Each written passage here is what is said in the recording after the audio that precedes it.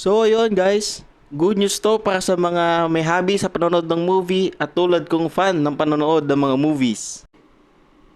Dahil nagkaroon na nga ng kasunduan ng ABS-CBN at ang Sony Pictures no na maipalabas ang kanilang mga hit movies, not only yung mga hit kahit yung mga classic movie sa different platforms ng ABS-CBN like I Want, Star Cinema, yan mga ganon. Pero sa ngayon, nag-start na sila. Actually ngayon kasi yung start, September 15 na mag-upload na nga sila ng mga movie, ng mga blockbuster movie from Sony Pictures.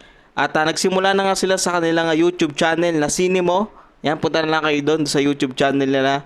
Verified na YouTube channel na Cinemo. Bali, naka-upload na doon. Pero una nilang in-upload is yung mga classic hit movies ng Sony Pictures.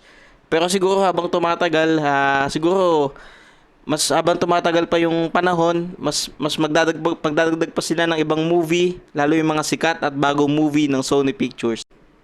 Bali nakakatuwa no. Talagang sinakto talaga nilang bare months, no, magdi-December. Syempre alam naman natin ng mga tao lalo pag malapit ng Christmas, no, sa mga family bonding na nanonood ng movie, sabay-sabay na nanonood ng movie sa mga kani-kanilang mga tahanan. At syempre, dagdag ko lang, good news din to sa mga, especially sa mga nagbabudget or yung wala masyadong extra money pang bayad ng mga streaming platforms na may bayad tulad ng Netflix, ng Disney Plus, no? So ito, yung kasunduan na to is maganda to. Mapapanood natin ng libre na legal pa, no, sa different ABS-CBN platforms. Pero ngayon pwede na kayong manood mismo sa YouTube channel ng ABS-CBN na Cinemo. Bali yan, thank you at good job sa ABS-CBN.